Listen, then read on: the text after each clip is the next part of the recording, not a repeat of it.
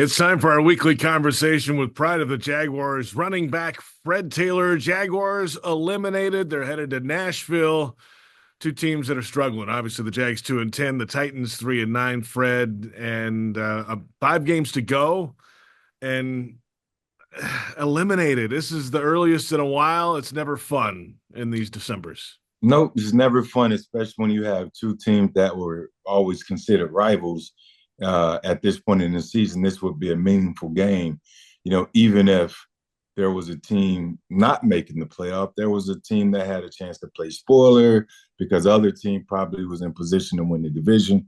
But it seems that everything is shifted to Texas, a little bit further west. The Titans aren't a very good team.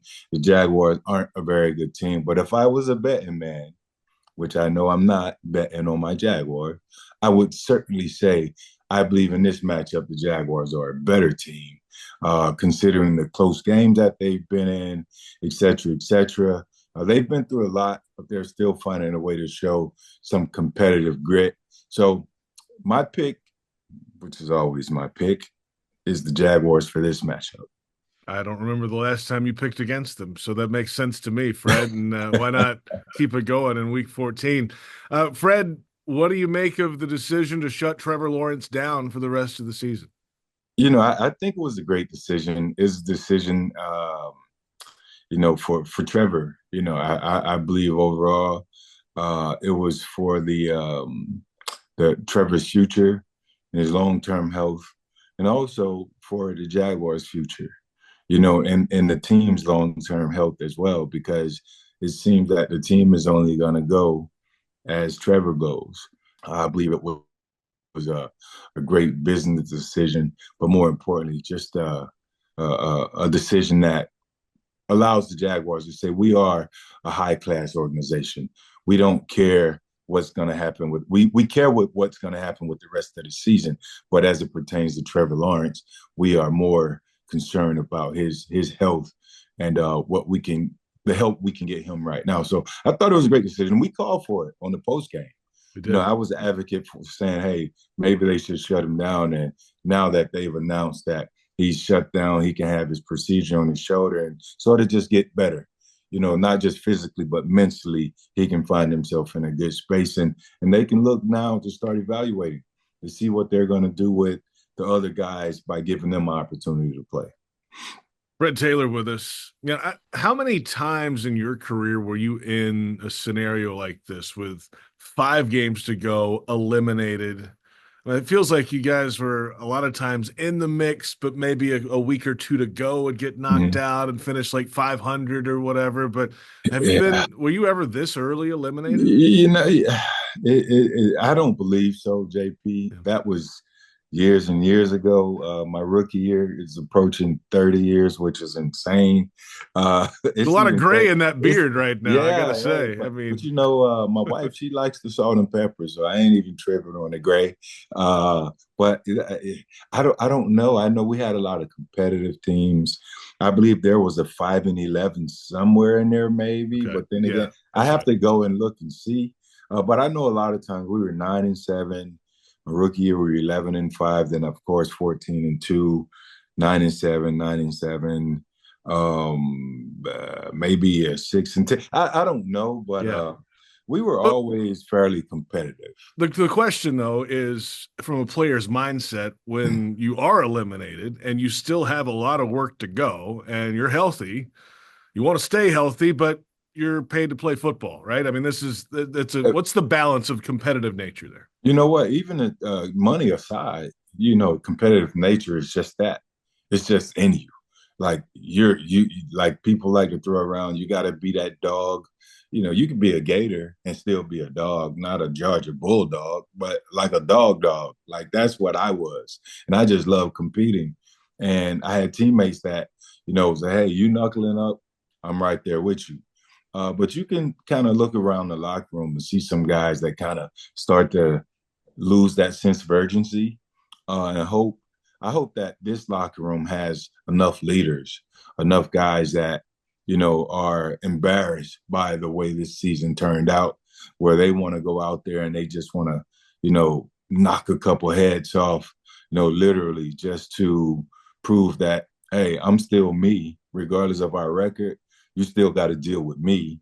I'm still kicking ass out here. So that's what it's about, and that's the mindset until the clock hits zero. At some point in January.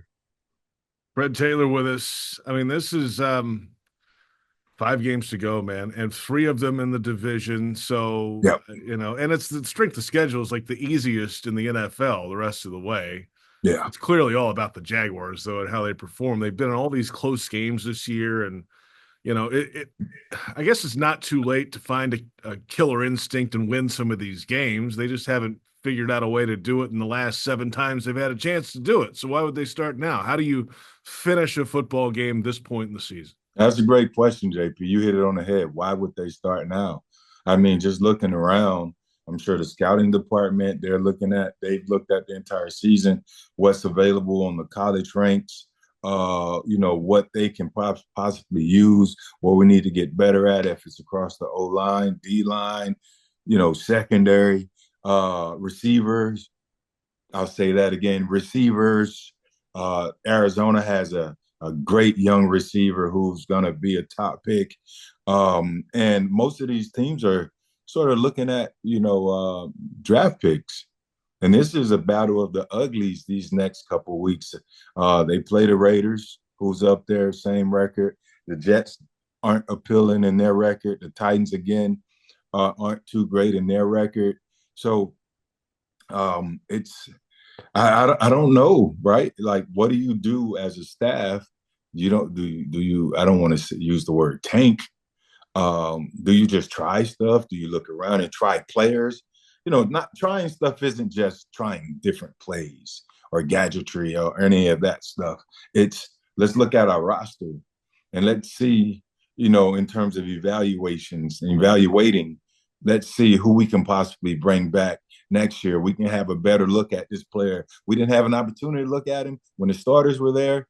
Maybe we can look at this player a little bit more, start to kind of taper down the starters a little bit, for injury purposes and wear and tear to hopefully get them to the offseason safely. But again, I'm not in those conversations. I'm not in the building. I don't know the mindset of the front office, the staffing department, or the scouting department, excuse me.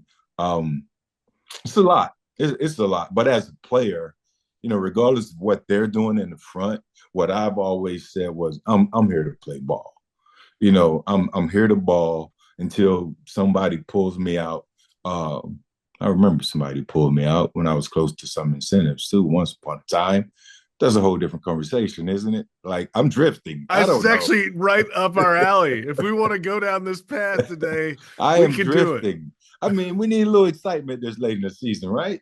Um, well, I digress. I won't even bring it up. But hopefully, as a player, man to a man, these guys have the mindset of, one, I have to compete. That's what I was born to do. I do it every single day. And that's what I'm going to do to finish this season. Fred, you're the best, even though you didn't catch all your incentives. That's okay. We'll get them next year. It was one cold winter day in Kansas City, and I was yanked from the game. I was close to 750.